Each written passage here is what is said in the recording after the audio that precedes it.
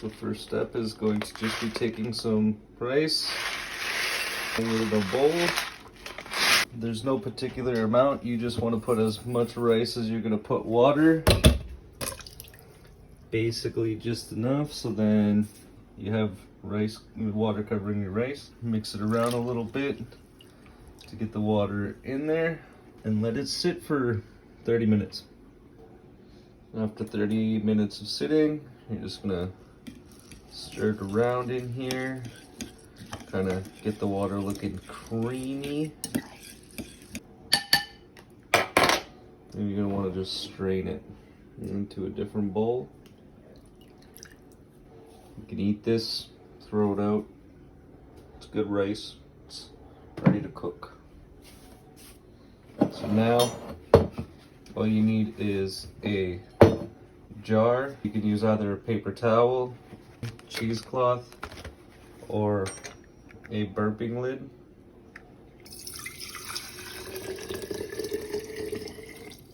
Pour your liquid into the jar. Cover it with a piece of paper towel and an elastic, just to keep it there. Take your jar,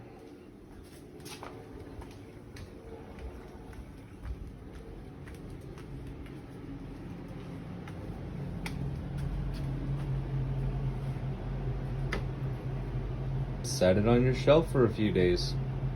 What you're going to be looking for is some separation happening here in the mixture. You'll notice the top layer will go crispy, bottom layer will get some sediment, and it'll kind of have like a little bit of a sweet but fermenting smell to it, where it'll smell kind of spicy. After about 2 to 3 days of sitting in the room, you'll notice that your water will kind of have 3 different layers on it. One crusty layer up here at the top, your liquid, and then down here at the bottom you'll have sediment. So again, here's the crusty layer. You can see it basically looks like activity, and you can see some floating down and some of the gross layer at the bottom. When you smell the jar, you'll notice that it's definitely got like a sweet sour smell to it, and definitely has like a fermenting smell. Once you have your serum ready, all you need is some sort of milk. Any milk, cream, anything works. I like to just get the 2% milk because it's the cheapest. And then what you're gonna do is it's going to be 10 milliliters of labs for every 100 milliliters of milk. So we'll go ahead. I like to just pour this out into a measuring cup.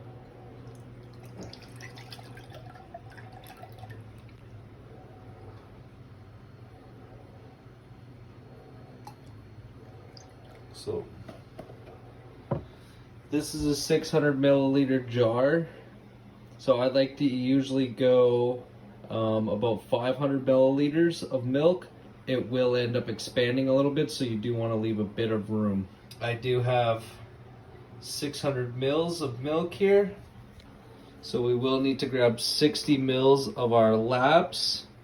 As you can see, I probably have way more than what I need here.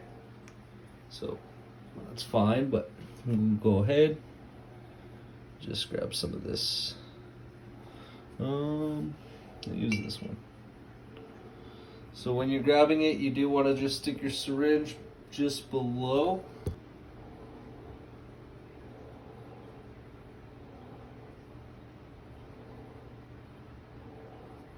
Just so then you're grabbing as little particles as you can, because we don't want that top layer of stuff.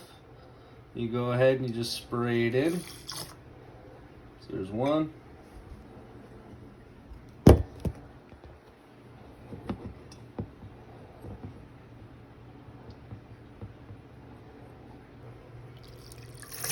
Two.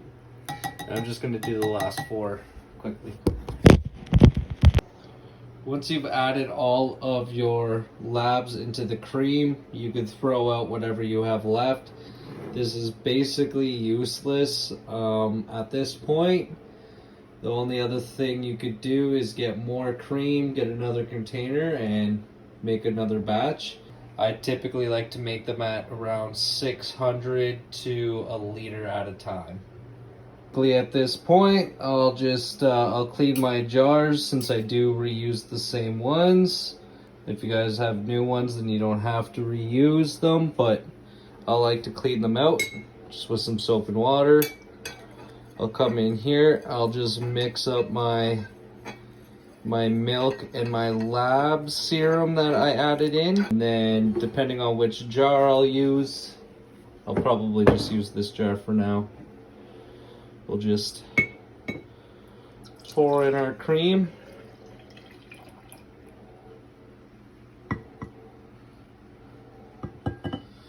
Like I said, I like to leave that little bit of headroom because this will end up expanding upwards. So I put it up to the 600 ml line.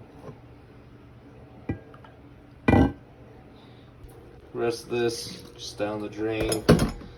Once you have it in a jar, you can either use a piece of paper towel, a piece of cheesecloth.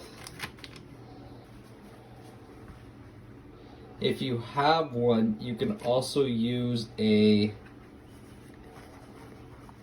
fermenting jar lid. Just like this. And that's ready to go on a shelf. Room temperature is good enough. So I typically leave mine in my walk-in closet or in my closet. So we'll just add this onto the shelf right here.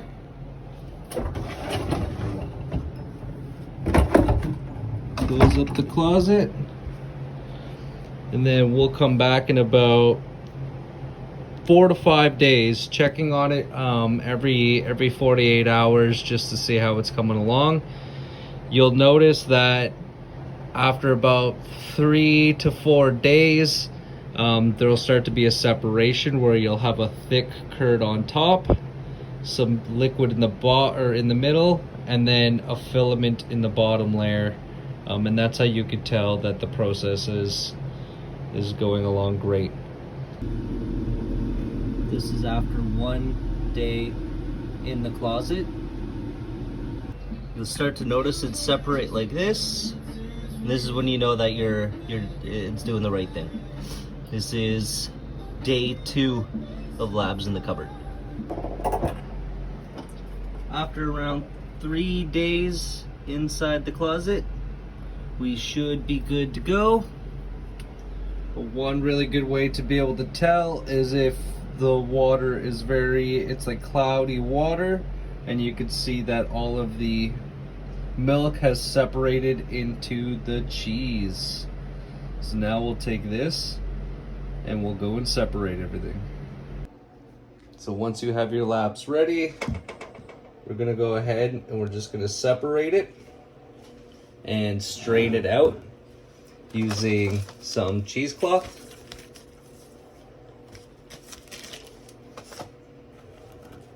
You can also use a fine mesh strainer here, which also works great. But what we're gonna do is we're gonna lift this off, and you can see here, you're gonna have a solid puck of cheese curd. So, giving it a quick smell, it should smell exactly like cheese. That's how you know you did it right. Just gonna take our knife.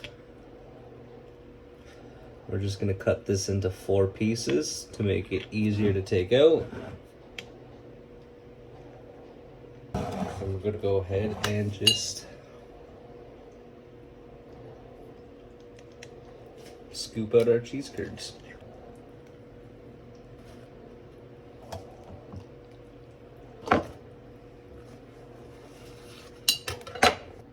Now, you are able to press this cheese curd out using a cheesecloth, and then you can boil this down in some salt water or melt it down in a pot and basically make your own cheese with this.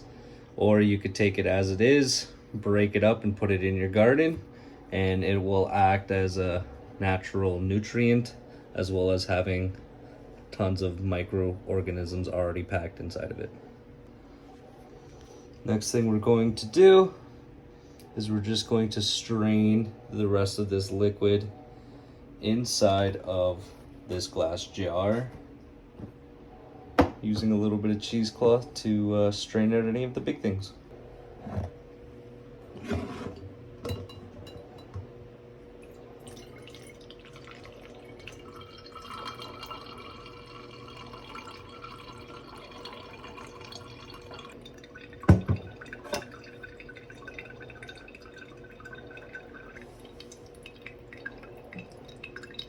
I'm going to use a metal strainer because it should go a lot faster.